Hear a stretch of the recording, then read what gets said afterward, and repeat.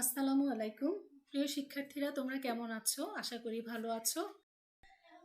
তোমরা নিয়মিত অনলাইনে ক্লাসগুলো পর্যবেক্ষণ করছো এবং সেই সাথে সংসদ টিভির ক্লাসগুলো।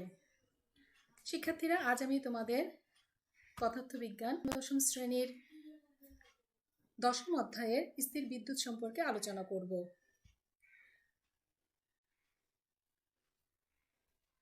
তোমরা তো এই ছবির সাথে কম বেশি সকলেই পরিচিত।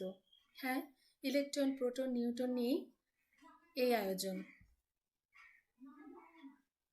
শিক্ষার্থীরা দেখো তো, তোমরা এখানে কি দেখতে পাচ্ছ? তোমরা দেখতে পাচ্ছ স্থির তড়িৎ, বলরেখা, বিভব কি, কেন এটা হয়, তড়িৎ ক্ষেত্র, তড়িৎ ধারক কি, সবকিছুই কি গোলমেলে মনে হচ্ছে? আসলে তা না। আমরা এই বিষয় নিয়ে আজ বিস্তারিত আলোচনা করব।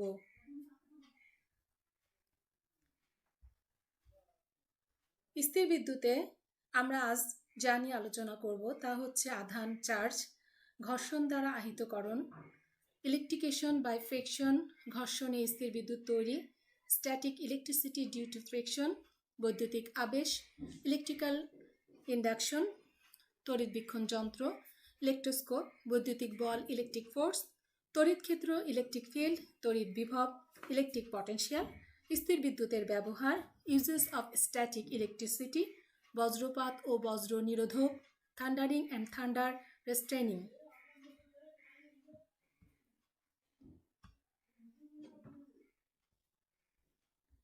প্রিয় শিক্ষার্থীরা, আমরা জানি পরমাণু হচ্ছে সবকিছুর বিল্ডিং বোর্ড।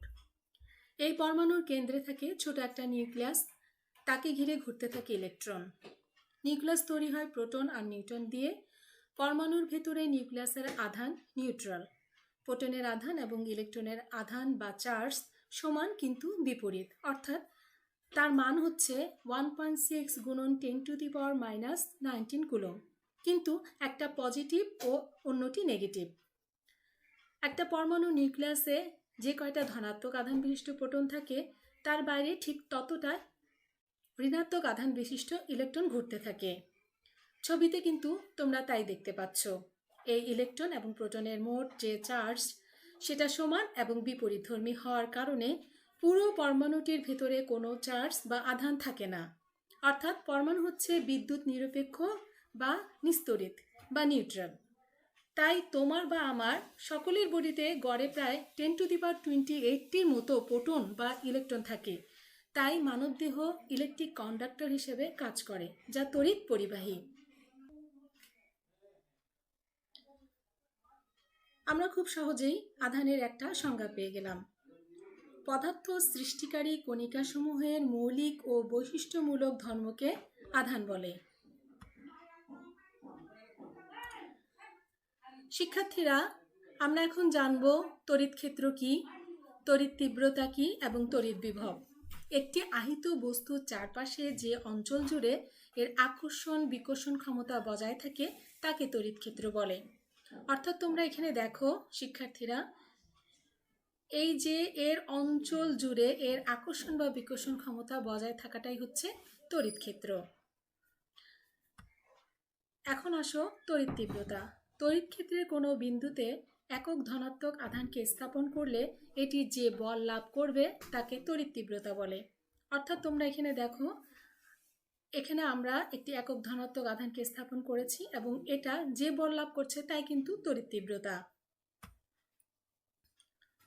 তাহলে তড়িৎ তীব্রতাকে কেন আমরা ভেক্টর রাশি বলে থাকি? এই আধানটাকে যে দিক থেকে স্থাপন করব তার বিপরীত দিকে বল লাভ করবে। অর্থাৎ দেখো, আমরা এখানে স্থাপন করেছি এবং তার বিপরীত দিকে কিন্তু বল লাভ করছে। তড়িৎ বিভব। তড়িৎ ক্ষেত্রের কোনো বিন্দুতে একক ধনাত্মক আধানকে স্থাপন করতে যে কাজ করতে হয় তাকেই তড়িৎ বিভব বলে। শিক্ষার্থীরা, আমরা এখন কুলম্বের সূত্র নিয়ে আলোচনা করব। কুলম্বের সূত্রে আছে দুটো চার্জ, অর্থাৎ Q1 এবং Q2। আমরা জানি দুটি বিপরীত জাতীয় আধান পরস্পরকে আকর্ষণ করে, দুটি সমজাতীয় আধান পরস্পরকে বিকর্ষণ করে। তো দুই আধানের মধ্যবর্তী আকর্ষণ বা বিকর্ষণ বলের মান নির্ভর করে আধান দুটির পরিমাণের ওপর, আধান দুটির মধ্যবর্তী দূরত্বের ওপর, আধান দুটি যে মাধ্যমে অবস্থিত তার প্রকৃতির উপর। তোমরা এখানে ছবিতে দুটো আধানকে দেখতে পাচ্ছ। দুটো আধানের মধ্যবর্তী আকর্ষণ বা বিকর্ষণ সম্পর্কে বিজ্ঞানী কুলম্ব একটি সূত্র বিবৃতি করেন। একে কুলম্বের সূত্র বলা হয়। প্রিয় শিক্ষার্থীরা, আমরা এখন খুব সহজে জেনে নেই যে কুলম্বের সূত্রটা আসলে কি। নির্দিষ্ট মাধ্যমে দুটি বিন্দু আধানের মধ্যে ক্রিয়াশীল আকর্ষণ বা বিকর্ষণ বলের মান আধানদ্বয়ের গুণফলের সমানুপাতিক, মধ্যবর্তী দূরত্বের বর্গের ব্যস্তানুপাতিক এবং এই বল এদের সংযোজক সরলরেখা বরাবর ক্রিয়া করে। প্রিয় শিক্ষার্থীরা, আমরা যেগুলো নিয়ে আলোচনা করলাম তা এই ইকুয়েশনে আমরা পেয়ে গেছি। এখন দেখো F = c q1 q2 divided by d square. তাহলে এখানে সিটা হচ্ছে এই যে সমানুপাতিক ধ্রুবক। তাহলে আমরা সিটাকে পাশে নিয়ে এসে এখানে মানগুলো বসিয়ে দিলাম। আমরা জানি বলের একক হচ্ছে নিউটন এবং দূরত্বের একক হচ্ছে মিটার, তাই আমরা এখানে এককগুলো বসিয়ে দিয়েছি। এখন দেখো newton metre square per coulomb square, অর্থাৎ কুলম্ব স্কয়ার বলতে এখানে যেহেতু নিচে আছে তাই আমরা এখানে পার কুলম্ব স্কয়ার আমরা লিখলাম এখানে। এখন আমরা দেখি সি ইকুয়াল টু কি। সি হচ্ছে এখানে 1 divided by 4 pi epsilon naught. এখন এটার মান হচ্ছে 9 গুণন 10⁹ newton metre square per coulomb square.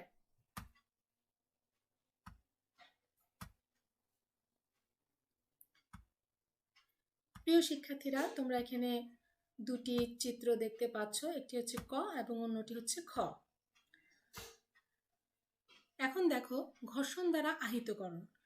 একটি বস্তুকে যখন আরেকটি বস্তুর সাথে কোনো কিছুকে ঘষা হয় তখন তাদের মধ্যে একটা বৈশিষ্ট্যমূলক ধর্ম হচ্ছে দুটি বস্তুর মধ্যে একজনের একটু বেশি ইলেকট্রন আসক্তি থাকবে। যদি ইবোনাইট দণ্ডকে ফ্লানেল দিয়ে ঘষা হয় তাহলে ইবোনাইট দণ্ড থেকে ইলেকট্রন ফ্লানেলে চলে আসবে। এখন রেশমি কাপড় দিয়ে কাচদণ্ডকে যদি ঘষি তাহলে কাচদণ্ড থেকে ইলেকট্রন রেশমি কাপড়ে চলে আসবে, কারণ রেশমি কাপড়ের ইলেকট্রন আসক্তি কাচদণ্ডের চেয়ে বেশি। কাচদণ্ড থেকে ইলেকট্রন যদি রেশমি কাপড়ের চলে আসে তাহলে কাচদণ্ডের যতটা ইলেকট্রন ছিল তার পরিমাণ কমে যাবে। কাচদণ্ড ধনাত্মক আধানে আহিত হবে, এটা আমরা বুঝতে পারছি এখানে। এবং ঘর্ষণের মাধ্যমে ইলেকট্রন আসক্তির এই পার্থক্যের কারণে দুটি বস্তুর একটি আরেকটি থেকে ইলেকট্রন নিয়ে নেয়ার ফলে একটি ধনাত্মক ও অন্যটি ঋণাত্মক আধানে আহিত হবে।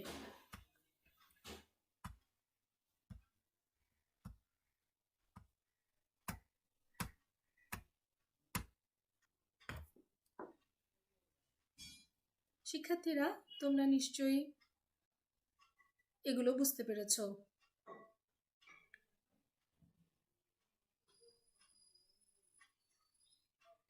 এখন দেখো শিক্ষার্থীরা,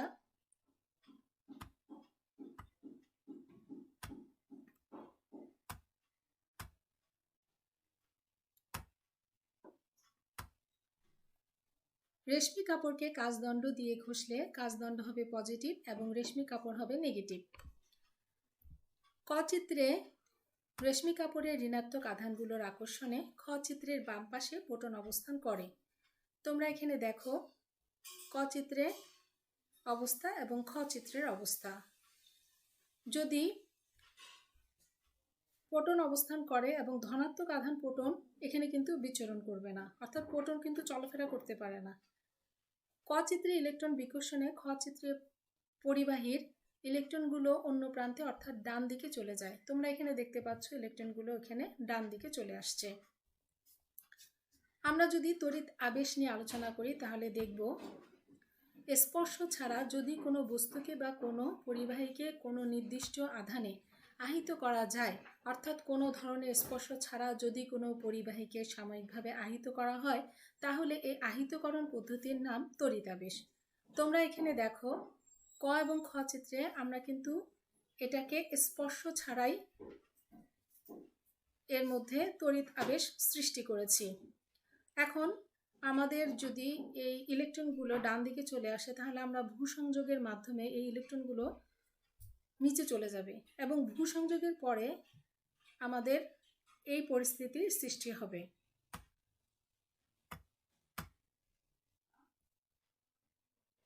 প্রিয় শিক্ষার্থীরা, তোমরা এখানে দেখো 70 কুলম ও -10 কুলম আধানের দুটি চার্জ পরস্পর থেকে 30 সেন্টিমিটার দূরে আছে। ক্রিয়াশীল বলের মান কত এখানে বের করতে হবে। তোমরা দেখো এখানে Q1 এবং Q2 দুটি চার্জ আছে এবং এই চার্জের মানগুলো এখানে দেয়া আছে এবং দূরত্ব দেয়া আছে। তাহলে আমরা যদি কুলম্বের সূত্র আলোচনা করার পরে যদি এই অঙ্কটি করি তাহলে দেখা যাবে এখানে F = C Q1 Q2 / d²। আমরা এখন মানগুলো বসিয়ে ফেলি। প্রিয় শিক্ষার্থীরা, আমরা মান বসানোর পরে এখানে যেটা দেখব যে মানটা বের হবে তোমরা এখানে খাতায় সেটা লিখে ফেলবে এবং বলের একক হচ্ছে নিউটন। আমরা এই নিউটনটা এখানে পেয়ে গেলাম। এখানে আরেকটি শিক্ষার্থীরা জানবার বিষয় আছে যে এখানে আমরা শুধু 10 কেন লিখলাম, কারণ এখানে তো -10 কুলম আছে, কিন্তু আমরা এখানে কেন 10 লিখলাম, কেন মাইনাস লিখলাম না? এর কারণ হচ্ছে এখানে হচ্ছে এটা পজিটিভ চার্জ এবং এটা নেগেটিভ চার্জ। কাজে পজিটিভ এবং নেগেটিভ হলে কি করবে? আমরা সমধর্মী চার্জ কি জানি আর বিপরীতধর্মী চার্জের অবস্থান কি জানি। এখন তোমরা নিশ্চয়ই অঙ্কটি থেকে বুঝতে পেরেছো।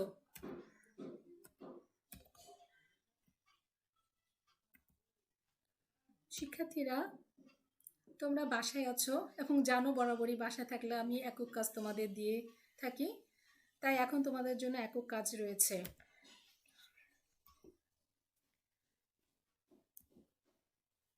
কি কঠিন কিছু মনে হচ্ছে তোমাদের? এখানে দেখো A আর B দুটি গোলক এবং এখানে আমরা দেখতে পাচ্ছি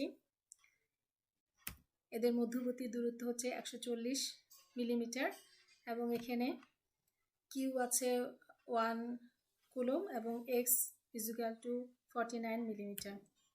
এখানে X আছে এবং তার পাশে তোমরা এটার অবস্থান দেখতে পাচ্ছ। তো আমাদের এখন অঙ্কটি হচ্ছে যে একক ধনাত্মক আধানকে চার্জ দুটি সংযোগ সরল রেখার কোথায় রাখলে এ গোলক দ্বারা সৃষ্ট বলের দ্বিগুণ হবে। কাজে তোমাদের একদম টেনশন করার কিছু নাই, তোমরা মাথা খাটিয়ে এককভাবে চিন্তা করে তারপর অঙ্কটি করবে।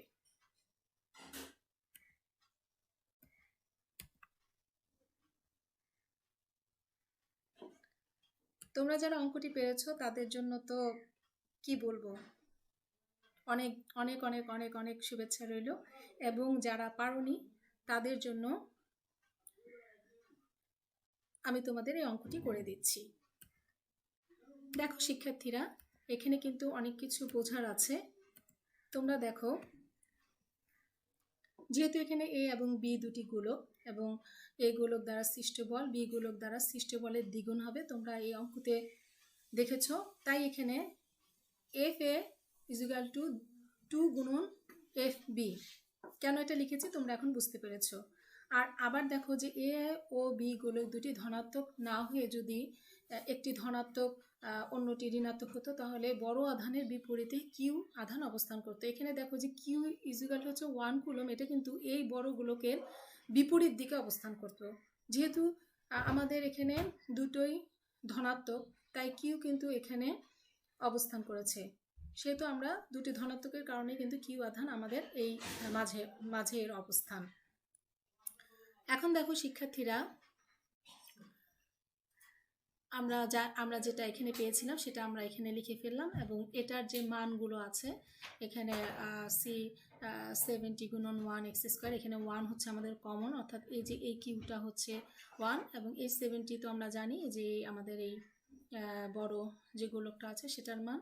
আর এখানে ফর্মুলার 2 বসিয়েছি। আবার এখানে দেখো 120 আমাদের এই যে এর চেয়ে আরেকটু বড় যে গোলকটা আছে সেটার মান এবং 1 হচ্ছে কমন। এই যে কিউ যে আছে সেই কিউ এর জন্য আমরা 1 বসিয়েছি এবং এখানে দেখো আমাদের এই টোটালটা যদি 140 মিলিমিটার হয় এবং এটার এক্স এবং বাকিটা কিন্তু অবশ্যই আমাদের হবে -0.14 - x। এটা হচ্ছে আমরা এটা লিখছি এটা মাইনাস না আর কি, এখানে 0.14 - x যেটা আছে সেটা আমরা এখানে লিখব। তো এখানে এই মানটা আমরা বসিয়েছি এবং এখানে দেখো শিক্ষার্থীরা দুই দিকে সি আছে, এই জন্য আমরা এটাকে অমিট করে দিলাম। এবং এটার মান আমরা সুন্দরভাবে ক্যালকুলেশন করে দেখো শিক্ষার্থীরা আমরা এখানে এক্স এর মানটা পেয়ে গেছি, অর্থাৎ আমাদের বের করার কথা হচ্ছে এই এক্স, অর্থাৎ এই এক্স এর মানটাই কিন্তু আমাদের এই অঙ্কের জন্য গ্রহণযোগ্য।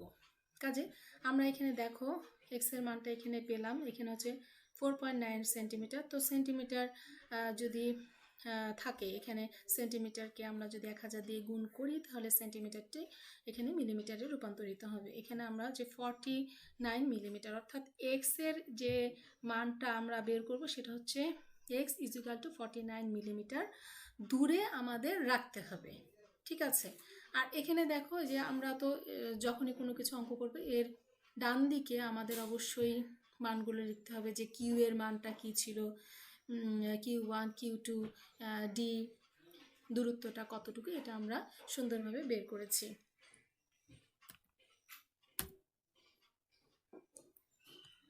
অনেকক্ষণ তো অঙ্ক নিয়ে আমরা ডিসকাস করলাম, তো এখন আমাদের একটু মেডিটেশন এর পর্ব চলবে।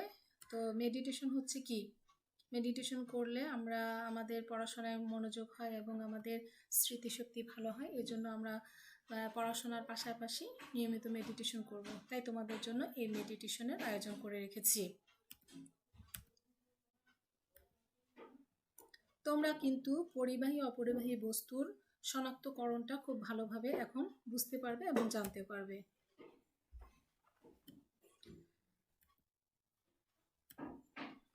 চার্জহীন বস্তুর কাছে চার্জ সহ বস্তু আনা হলে বিপরীত চার্জ আবেশিত হয়। এটা আমরা পূর্ববর্তী আলোচনা থেকে এখন অনেকটাই ক্লিয়ার হয়ে গেলাম।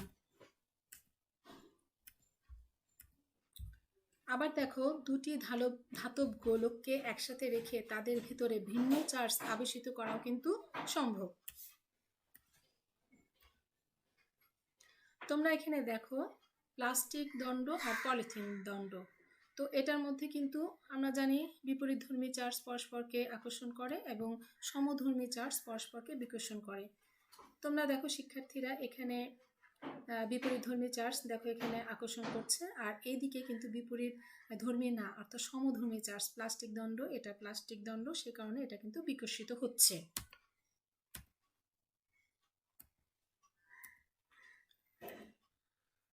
আমরা জানি যে কাঁচকে সিল দিয়ে এবং প্লাস্টিকে ফানেল দিয়ে ঘষে পজিটিভ ও নেগেটিভ চার্জ গঠন করা যায়। তো যদি ঘর্ষণে স্থির বিদ্যুৎ তৈরি করতে চাই তাহলে আমরা কি করব? এখন দেখো, এক টুকরো কাঁচকে যদি এক টুকরো সিল্ক দিয়ে ঘষা হয় তাহলে কাঁচ থেকে ইলেকট্রনগুলো সিল্কে আসতে শুরু করবে, অর্থাৎ কাঁচটি হবে পজিটিভ বা ধনাত্মক চার্জযুক্ত আর সিল্কটি হবে নেগেটিভ। ইলেকট্রনের জন্য কাঁচের যত আসক্তি সিল্কের আসক্তি তার থেকে বেশি। তো এক টুকরো প্লাস্টিককে ফ্লানেল দিয়ে ঘষলে ফ্লানেল থেকে ইলেকট্রন চলে আসবে প্লাস্টিকের টুকরোতে, কারণ ইলেকট্রনের জন্য প্লাস্টিকের আকর্ষণ ফ্লানেল থেকে বেশি। শিক্ষার্থীরা, আমরা এখন দেখি যে একই ধরনের চার্জ বিকর্ষণ কিভাবে করলো এবং বিপরীত ধরনের চার্জ কিভাবে আকর্ষণ করলো, এটা তোমরা নিজেরাই এখন পরীক্ষা করতে পারবে। তো শিক্ষার্থীরা, আমি আমাদের ক্লাস শুরুতেই বলেছিলাম ইলেকট্রোস্কোপ নিয়েও আলোচনা করব। তো আমাদের এখন ইলেকট্রোস্কোপ নিয়ে আলোচনা করার শুরুতেই আমরা কিন্তু তোমাদের একটি ছবি দেখিয়েছি। এখানে দেখো চিত্রে একটা সুন্দর একটা ছবি আছে। তো এখন ইলেকট্রোস্কোপটা আসলে কি জিনিস এটা আমরা যদি জানতে চাই তাহলে দেখব ইলেকট্রোস্কোপ স্থির বিদ্যুৎ পরীক্ষার জন্য খুব চমৎকার একটা যন্ত্র। যন্ত্রটা খুবই সহজ।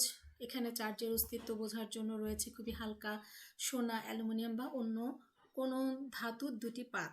এই যে দেখো ধাতুর দুটি পাত রয়েছে, এই পাত দুটো একটা সুপরিবাহী দণ্ড দিয়ে একটি ধাতব চাকতির সাথে লাগানো।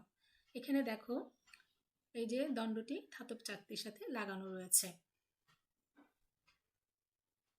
পুরোটা একটা অপরিবাহী ছিপি দিয়ে কাচের বোতলের ভেতরে রাখা হয় যেন বাইরে থেকে দেখা যায়, কিন্তু বাতাস বা অন্য কোনো কিছু যেন পাতলা ধাতব পাত দুটোকে নাড়াচাড়া করতে না পারে। তো আবার যদি আমি চার্জ আহিতকরণ নিয়ে আলোচনা করি তাহলে দেখব একটা কাচের টুকরোকে যদি সিল্ক দিয়ে ঘষা হয় তাহলে কাচদণ্ড তাতে পজিটিভ চার্জ জমা হবে এখন কাচ দণ্ডটা যদি ইলেকট্রোস্কোপের ধাতব চাকতিতে পৌঁছানো যায় তাহলে সাথে সাথে খানিকটা চার্জ চাকতিতে চলে আসবে। অর্থাৎ দেখো এই যে চাকতিতে কিন্তু চলে আসবে। চাকতি যেহেতু ধাতব দণ্ড আর সোনার পাতের সাথে লাগানো থাকে তাই চার্জযুক্ত সব জায়গায় ছড়িয়ে পড়বে। সোনার পাতে যখন একই পজিটিভ চার্জ এসে হাজির হবে তখন দেখা যাবে পাত দুটো বিকর্ষণ করে তাদের মাঝে একটা ফাঁকা অর্থাৎ ফাঁক তৈরি হয়েছে। তোমরা এখানে এই ফাঁকটা দেখতে পাচ্ছ।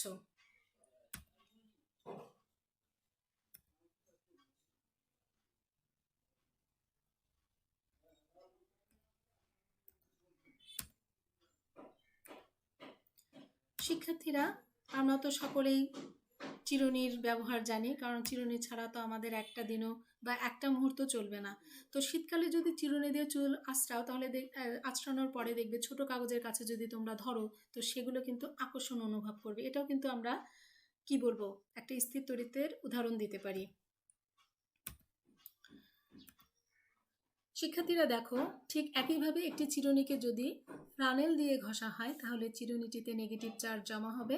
এখন সেটা যদি চাকতিতে স্পর্শ করা হয় তাহলে নেগেটিভ চার্জ সোনার পাত পর্যন্ত ছড়িয়ে পড়বে এবং দুটো পাত একটা আরেকটাকে বিকর্ষণ করবে এবং ফাঁকা হয়ে যাবে।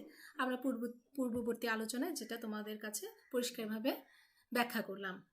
কোনো একটা বস্তুতে যদি চার্জ জমা হয় তাহলে সেটা কি পজিটিভ নাকি নেগেটিভ চার্জ সেটা ইলেকট্রোস্কোপ দিয়ে বের করা যায়। প্রথমে ইলেকট্রোস্কোপের চাকতিতে পরিচিত কোনো চার্জ দিতে হবে।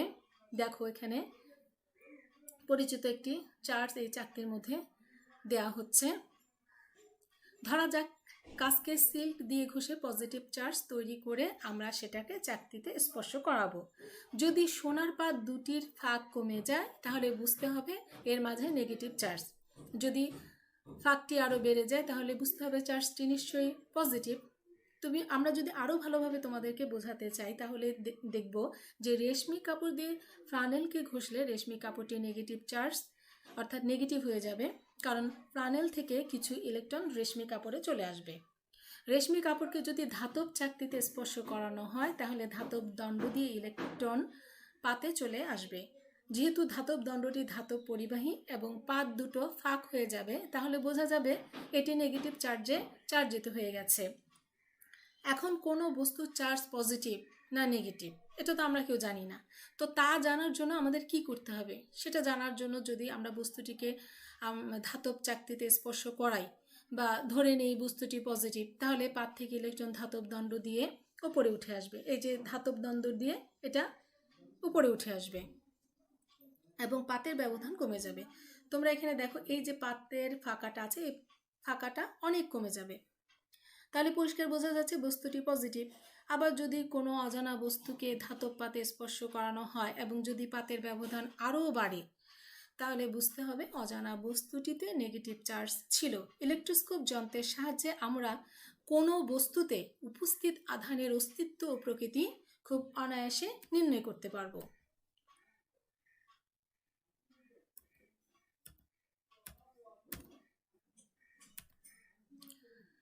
শিক্ষার্থীরা, এখন আমরা জানব চার্জের আবেশ।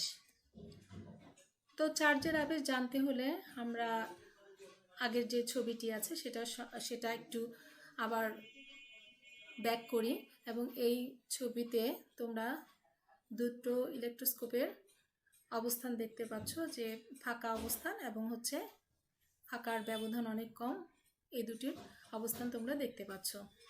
তো ইলেকট্রোস্কোপে চার্জের উপস্থিতির কারণে সূক্ষ্ম ধাতব পাত পরস্পর থেকে সরে যায়, এটা তো আমরা আলোচনায় বুঝতেই পারলাম।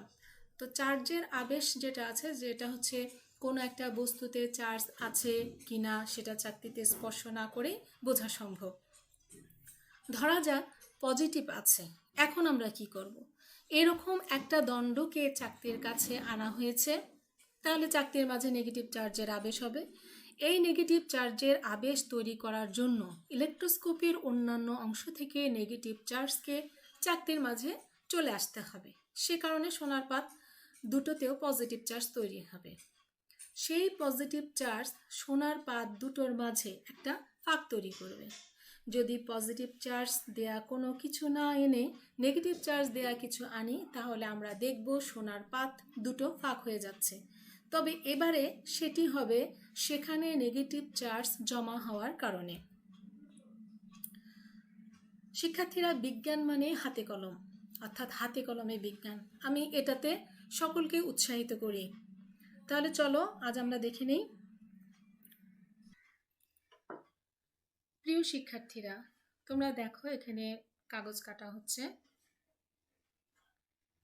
এবং এই কাগজকে আমরা খুব সুন্দরভাবে এবং নিখুঁতভাবে কেটে নিব এবং একটি পাঞ্চ মেশিনের সাহায্যে আমরা এক পাত্রে ফুটো করে নিলাম এবং সুন্দর করে আমরা এটার ধারগুলো কেটে নিচ্ছি। তোমরা কিন্তু বাসায় অবশ্যই এটা প্র্যাকটিস করবে এবং এটা তোমরা নিশ্চয়ই বুঝতে পারবে আসলে ইলেকট্রোস্কোপ যন্ত্রটা আসলে কি এবং এর ব্যবহারটা কি। আমাদের এখন একটি কাঁচি দিয়ে এটা কাটা শেষ হয়ে গেল এবং এটা না করলেও হয়, এই পেন্সিল দিয়ে স্কেচ করছি, এটা না করলে হবে, তবে একটু সুন্দর এবং বোঝার জন্য আমরা এই পেন্সিল দিয়ে স্কেচ করে নিচ্ছি, তবে এটা খুব একটা জরুরি না।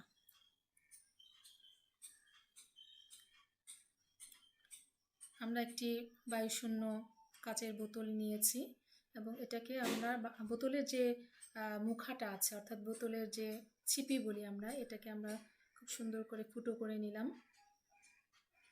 এবং এই ফুটো করে নেওয়ার পর এখানে আমরা একটি কপার দণ্ড ঢুকিয়ে দিলাম। শিক্ষার্থীরা, তোমরা কিন্তু অবশ্যই খুব যত্ন সহকারে কাজগুলো করবে এবং তোমাদের হাত কেটে না যায় বা হাতে তোমরা কোনোভাবে ব্যথা না পাও, তোমরা কিন্তু এই দিকটা খুব ভালোভাবে সতর্কতার সাথে করবে।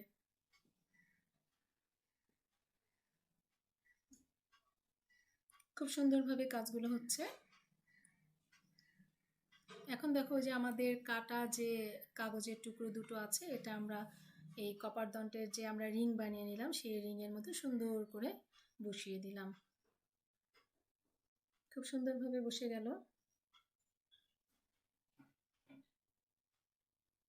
কি মনে হচ্ছে না ইলেকট্রোস্কোপ যন্ত্রটা বানানো খুবই সোজা?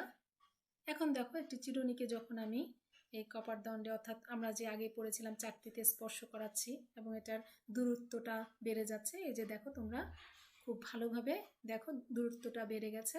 যখনই আমরা টাচ করছি তখনই কিন্তু দূরত্ব বেড়ে যাচ্ছে।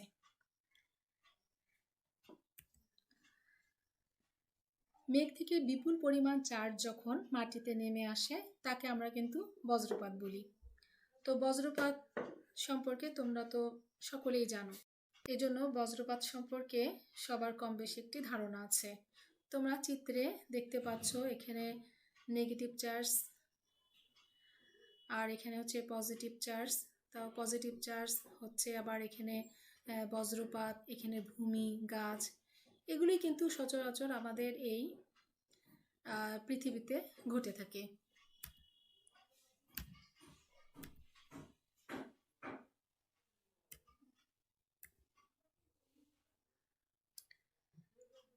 যেহেতু বর্ষাকাল, বৃষ্টির শব্দ আমার ভীষণ ভালো লাগে। তো বৃষ্টির শব্দে চারদিক মুখরিত হয়ে উঠুক এবং বৃষ্টির দিনে কি আর করা, তোমরা তো বাসায় থাকবে, ঘরে থাকবে। তো তোমাদের জন্য বাড়ির কাজে তোমাদের জন্য আমি খুবই একটি সাধারণ এবং সৃজনশীল একটি প্রশ্ন রেখেছি। আশা করছি তোমরা সকলে এটির উত্তর দিতে পারবে। পৃথিবীর বিভব শূন্য কেন? কি খুব সোজা না? এবং এটি তোমরা খুব চিন্তা করে খুব ভালোভাবে খাতায় লিখবে।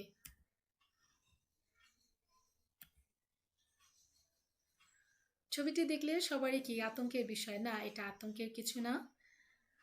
আমাদের বর্তমানে যে ভয়াবহ পরিস্থিতি চলছে তাতে আমাদের সকলেরই ভয় পেলে চলবে না।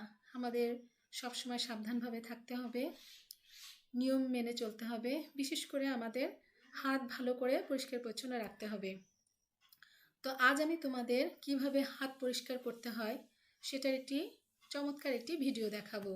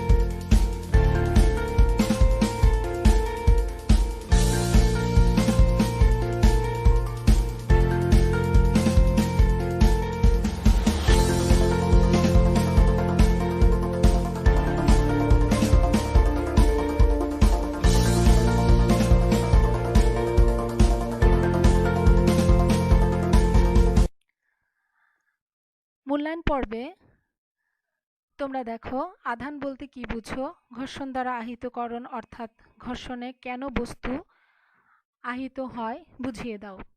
তড়িৎ ক্ষেত্র কি, তড়িতাবেশ কি, কোনো বস্তুকে আবেশ পদ্ধতিতে কিভাবে আবেশিত করা যায় বর্ণনা করো। একটি স্বর্ণপাত তড়িৎবীক্ষণ যন্ত্রের গঠন বর্ণনা করো। একটি স্বর্ণপাত তড়িৎবীক্ষণ যন্ত্রকে কিভাবে ধনাত্মক আধানে আহিত করা যায় বর্ণনা করো। একটি স্বর্ণপাত তড়িৎবীক্ষণ যন্ত্রের সাহায্যে কিভাবে কোনো আহিত বস্তুর আধানের প্রকৃতি নির্ণয় করা যায় বর্ণনা করো। পৃথিবীর বিভব শূন্য কেন? তড়িৎ বল কি, তড়িৎ বিভব কি ব্যাখ্যা করো। স্থির তড়িতের ব্যবহার ও বিপদ সম্পর্কে আলোচনা করো। শিক্ষার্থীরা, আমি অত্যন্ত আশাবাদী যে তোমরা এই প্রশ্নগুলোর উত্তর খুব সুন্দরভাবে বলতে পারবে এবং লিখতে পারবে। শিক্ষার্থীরা, আজ এ পর্যন্তই।